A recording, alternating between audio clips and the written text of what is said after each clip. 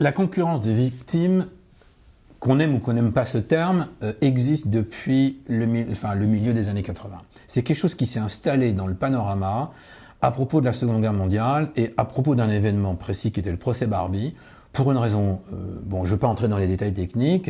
Au moment du procès Barbie, dans un premier temps, on pensait qu'on allait juger exclusivement les crimes commis contre les Juifs, puisque les autres crimes étaient prescrits. Et puis finalement, pour toute une série de raisons juridiques, on a jugé à la fois les crimes commis contre les Juifs et les crimes commis contre les résistants.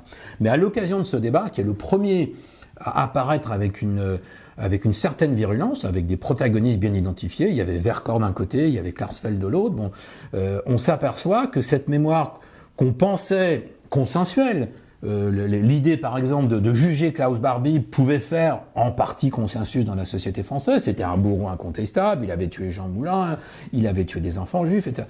Eh bien on s'aperçoit que ça suscite, parce que les statuts sont différents, les façons d'aborder les questions sont différentes, les questions, la question juridique, le traitement juridique est différent entre les différents types de crimes, ça va susciter des polémiques. Depuis ce moment-là, depuis le milieu des années 80 et les approches, les prodromes du procès Barbie, ça n'a pas cessé. Alors, aujourd'hui, il n'y a pas concurrence, au sens qu'il n'y a pas une compétition où il y aurait, une sorte d'agressivité d'un groupe à l'égard de l'autre. En revanche, il y a, à la fois de la part des pouvoirs publics ou de la part d'institutions, comme là vous faites allusion au mémorial de Falaise, qui est une émanation du mémorial de Caen, qui est une des grandes institutions, c'est-à-dire des grands musées en France sur la Seconde Guerre mondiale, eh bien, il y a cette volonté d'appliquer le principe républicain d'égalité à toutes les victimes du passé. Chose qui peut paraître aller de soi, mais il y a 30 ans, on ne le faisait pas ou on ne l'aurait pas fait comme ça. Et là, effectivement, alors les victimes civiles, c'est important parce que, dans le cas de la France, c'est quand même le troisième groupe.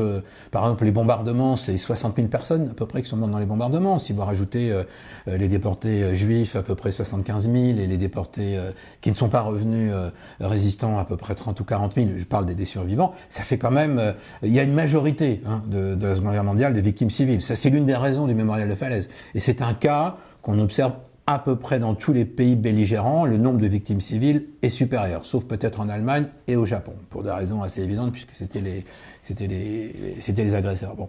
Donc, c'est tout à fait normal.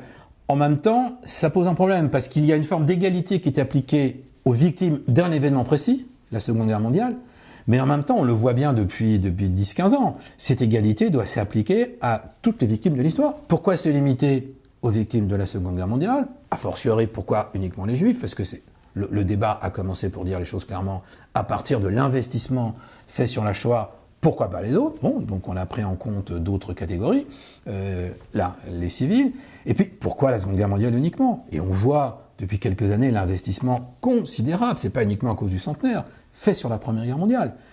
Là encore, on va prendre des catégories et on va. Alors moi, ce qui m'intéresse, c'est pas tellement qu'on prenne en compte dans la mémoire, parce que c'est un état de fait. On commémore à peu près tout ce qu'il est possible de commémorer, on le commémore. Très bien. Mais après, en tant qu'historien, là, je reprends une casquette d'historien, on va dire un peu pur et dur, pas historien de la mémoire. C'est quoi le sens qui est donné? Alors là, je dirais, il y a une différence entre les deux guerres mondiales, c'est très intéressant. Dans la Première Guerre mondiale, lorsque vous entendez les discours, si vous reprenez les discours de François Hollande et même ceux de Nicolas Sarkozy, vous avez comme une sorte de petite musique derrière, tous victimes. Les combattants ont mené une guerre atroce, épouvantable, qui n'avait aucun sens. Voilà. Et ils se sont, aucun sens quand même. Enfin, ils se sont battus avec quand même une certaine intensité, ils avaient des raisons de se battre, bonnes ou mauvaises, mais ça a disparu. C'est la mauvaise guerre par excellence, parce que c'est une guerre qui ne servait à rien. C'est ce qu'on a répété à l'envi sur Verdun, ce qui est en partie vrai d'ailleurs pour Verdun. Bon. Tandis que lorsque vous prenez la Seconde Guerre mondiale, c'est absolument pas possible de dire tous victimes. Vous ne pouvez pas considérer que la population allemande qui a soutenu le régime nazi va être mise exactement sur le même plan que les populations occupées par le régime nazi. Voilà. Donc, et cette guerre-là reste encore une guerre antifasciste, entre guillemets, c'est-à-dire elle reste l'exemple d'une guerre qu'il faut faire. La Première Guerre mondiale, c'est l'exemple d'une guerre qu'il ne faut pas faire parce qu'elle ne sert à rien. Alors pourquoi je dis tout ça? Parce que ça a quand même une certaine résonance par rapport aux questions actuelles. Faut-il ou pas mener une guerre contre ceux qui aujourd'hui considèrent la France comme son ennemi, la faire comment, etc. Et commémorer les victimes civiles, alors pour le coup, même si ça, pardon, ça fait partie du nombre inflationniste de catégories commémorées, je pense que c'est justice.